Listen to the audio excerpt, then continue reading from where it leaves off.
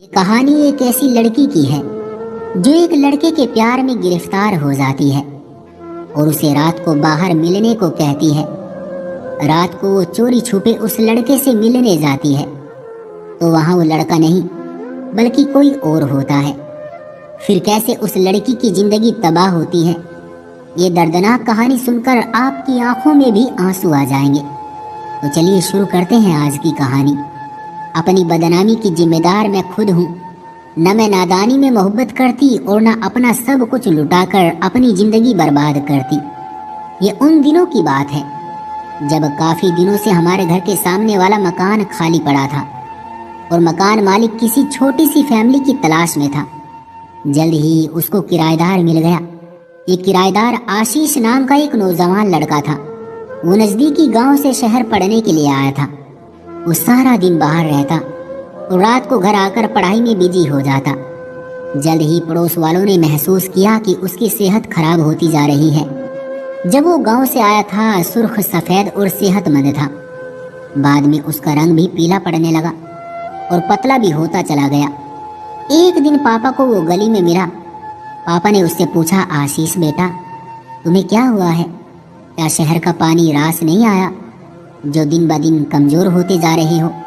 नहीं अंकल, दरअसल मैं सुबह शाम होटल से खाना खाता हूँ जबकि मुझे बाहर के खाने की आदत नहीं है। यही वजह है कि मेरा पेट खराब रहता है। पापा बोले, अगर तुम चाहो तो हमारे घर से खाना खा लिया करो। आखिर स्टूडेंट का भी समाज पर हक होता है। खाना तो रोज ही बनता है, एक आदमी का उसमें से निकल जाए तो क्या फर्क पड़ता है। ठीक है अंकल जी, जब जरूरत होगी तो बता दूंगा। इस बात के अगले दिन ही पता चला कि आशीष अस्पताल में एडमिट है। किसी होटल से खाना खाया तो फूड पॉइजनिंग हो गई। कॉलेज में तबीयत खराब हो गई। कॉलेज वाले ही अस्पताल ले गए। चपरासी को उसने घर बताने को कहा कि मैं फला अस्पताल में एडमिट हूँ, मेरे घर से अगर कोई आए तो उनको बता दीजिएगा। शायद उन्हीं दिनों उसके घर से उसका भाई या कोई रिश्तेदार आने वाला था। तभी उसने ये बात मेरे पापा को कहलवाई थी। पापा आशीष के हालचाल पूछने के लिए अस्पताल गए। वो वहाँ 5 दिन एडमिट रहा। उस दिन के बाद से उसके लिए एक टाइम का खाना हमारे घर से जाने लगा था। जब वो कॉलेज से आ जाता तो दरवाजे की घंटी बजा देता और नौकर उसको खाना दे आता। आशीष ने बहुत जिद की कि वो खाने के पैसे पापा को हर महीने दिया करेगा, लेकिन पापा ने उसे साफ मना कर दिया कि कोई बात नहीं, हमारा भी हक बनता है। कुछ दिन बाद हमारा नौकर छुट्टी पर चला गया। पापा तो दुकान पर रहते थे, इसलिए अब आशीष को खाना पहुंचाने का मसला था। मेरा भाई बाहर कंट्री में जॉब करता था और घर में एक छोटी बहन थी जो मुझसे सिर्फ 2 साल छोटी थी। उसने तो साफ मना कर दिया कि वो खाना देने आशीष के घर नहीं जाएगी और माँ नहीं चाहती थी कि आशीष रोजाना हमारे घर में खाना खाने आए, क्योंकि इस तरह लोगों को बातें बनाने का मौका मिल जाता है।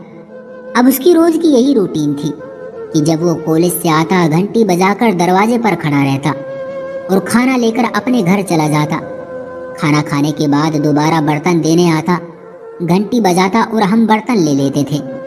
था तो ये बहुत आसान काम, लेकिन बहुत मुश्किल लगता था।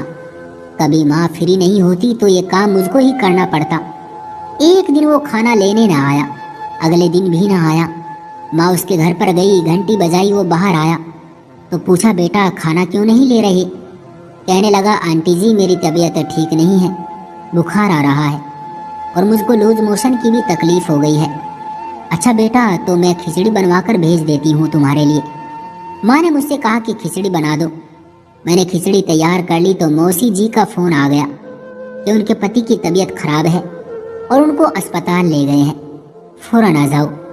माँ फौरन मौसी जी के घर की तरफ निकल गई। उनको ये भी याद नहीं रहा कि आशीष को खिचड़ी भी देनी है। काफी सोच विचार के बाद आखिर में मैंने ही हिम्मत की, दुपट्टा लेकर खिचड़ी ली और उसके दरवाजे पर पहुंची। घंटी बजाई, कोई जवाब न आया। सोचा शायद आशीष की तबीयत ज्यादा खराब है, तो हिम्मत करके उसके घर के अंदर चली गई। क्योंकि दरवाजा खुला हुआ था, दबे कदमों डरती डरती आगे बढ़ी। वो कमरे में ना था। वॉशरूम से पानी गिरने की आवाज आ रही थी। खिचड़ी कमरे में रखी, टेबल पर रखकर मैं उल्टे कदम लौटी तो वो वॉशरूम से निकल आया। कहने लगा, आपको तकलीफ उठानी पड़ी, सॉरी। खिचड़ी के लिए बहुत बहुत धन्यवाद। मैंने कहा कोई बात नहीं, माँ को मौसी जी के यहाँ जाना पड़ गया तो मैं आ गई। अच्छा बर्तन लेती जाओ।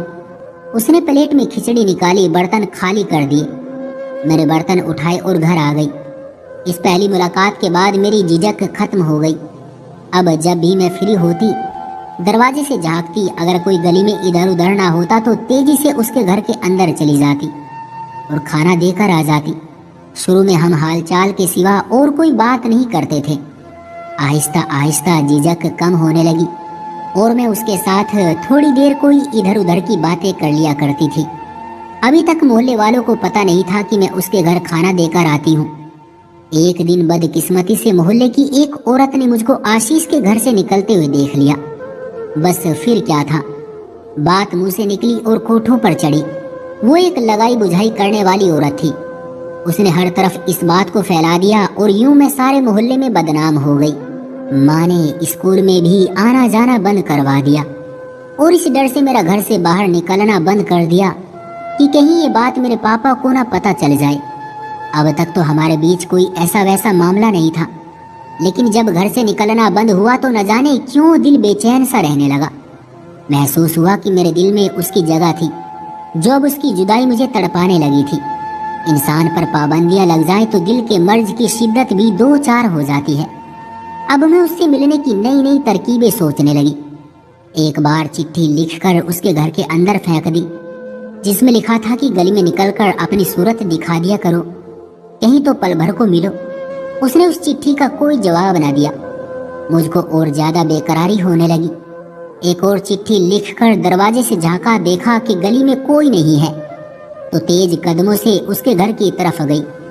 उसके मकान की वो खिड़की जो आंगन में खुलती थी वो खुली हुई थी। हाथ आगे करके चिट्ठी आंगन में फेंककर उल्टे कदमों घर लौट आई। अब आशीष को यकीन हो गया कि जब तक वो मुझको जवाब नहीं देगा मैं इसी तरह ऐसी बेकार की हरकतें करती रहूंगी।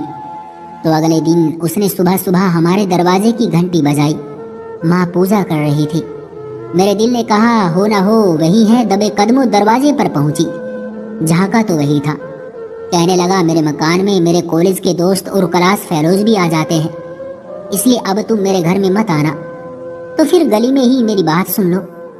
आखिर तुमको मुझसे क्या बात करनी है, अभी बता दो।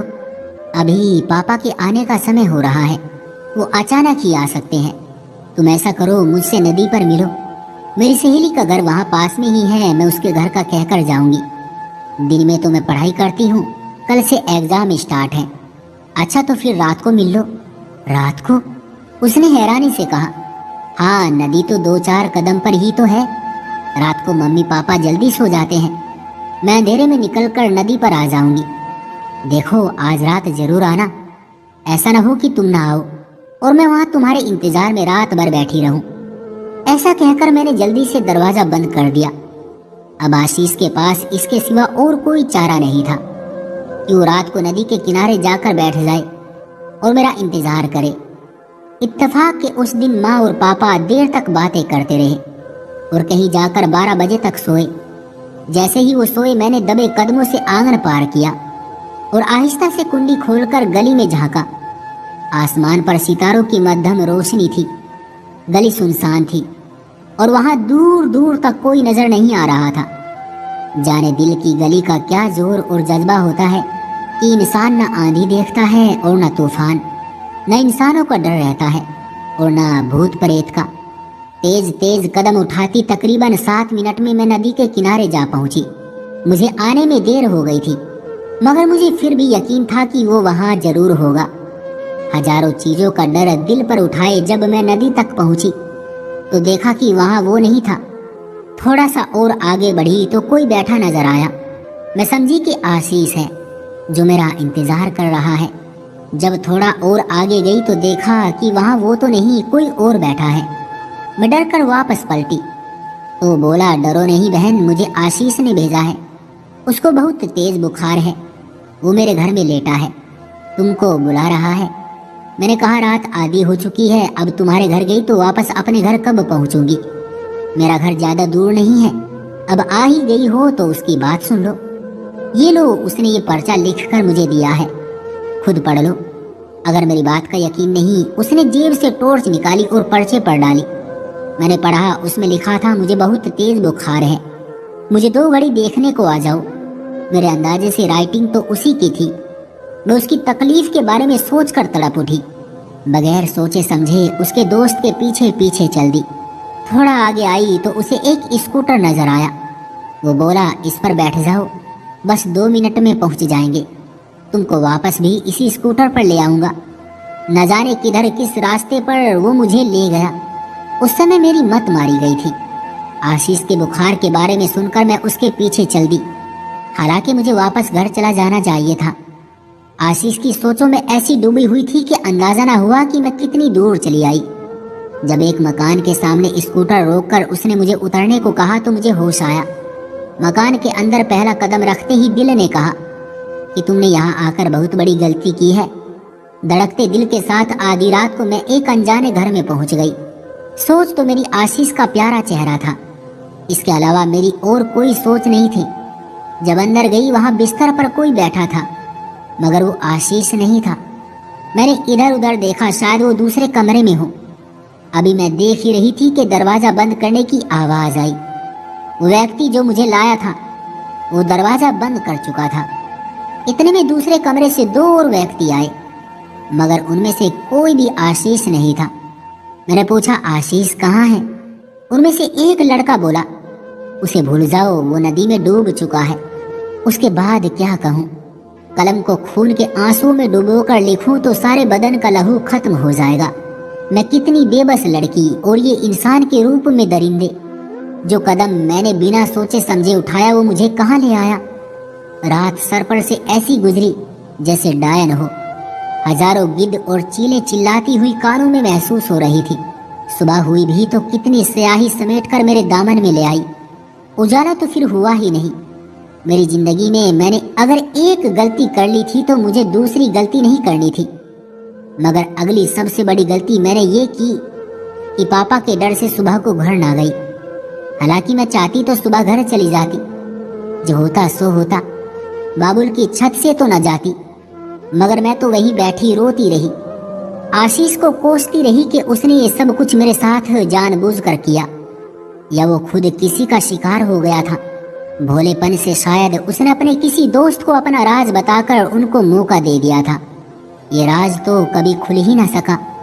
घर जाती तो ये राज खुलता, लेकिन घर किस मुंह से जाती? मेरी हालत मेरी बर्बादी की साफ गवाही दे रही थी। भला कौन मुझे स्वीकार करता? शायद पापा मुझको देखते ही गोली मार देते। दोपहर तक मैं रोती रही। वो लोग घर का ताला लगाकर चले गए थे। मैंने आस पड़ोस में झांका और ना शोर मचाया। यही जी चाहा कि अपनी बदनामी दूसरों के आगे गाने से बेहतर है कि यही प्यासी मर जाऊं। शाम को वो लोग आ गए। कहा कि यहाँ रुकना सही नहीं है। किसी ने पुलिस को बता दिया तो उनके हाथों मारे जाएंगे और अखबारों में छप जाएंगे। बेहतर है यहाँ से निकल चलो। उन्होंने ना तो मुझे आशीष तक पहुँचाया ना मेरे घर तक, बल्कि एक कार में मुझे दूसरे शहर ले आए और यहाँ मुझे मोहल्ले में एक औरत के घर पर छोड़कर चले गए। उस औरत ने मुझे दिलासा दी। वो कहती कि मुझे अपनी माँ समझो, मगर वो माँ नहीं, माँ के नाम पर धब्बा थी। वो मुझे हीरा कहकर मेरी लोगों से जान पहचान करवाती थी। न जाने कब तक ये हीरा उस गंदी जगह पर बिकता रहेगा। एक दिन एक व्यक्ति जो वहां अपना दिल खुश करने आया था, मैंने उसे अपनी कहानी सुनाकर उससे मिन्नत की कि प्लीज मुझे आप मेरे माँ बाप तक पहुंचा दो, भले ही वो मुझे गोली मार दे। इस जगह रहने से बाप के हाथों मर जाना बेहतर है। उस आदमी को मुझ पर तरस आया और उसने मुझे मेरे घर तक पहुंचा दिया। वहां सब बदल चुका था। माँ मेरी याद में रो रो कर अंधी हो चुकी थी। बाप ये बेइज्जती सह न सका और दुनिया से ही चल बसे। भाई ने दरवाजा खोला, लेकिन मुझसे कोई भी संबंध रखने से इनकार कर दिया। वही आदमी मुझे वापस अपने साथ ले आया। उसने मुझसे शादी की और मैं अब उसके बच्चे की माँ बनने वाली हूँ। पर जिंदगी में एक गलती मुझे गुनाहों के एक ऐसे कुएं में ले गई जहाँ सिर्फ अंधेरा ही अंधेरा था। मुझे मेरे पति ने कोई भी ताना नहीं दिया, लेकिन हर समय मुझे ये डर लगा रहता है कि ये मेरा आखिरी ठिकाना है भी या नहीं।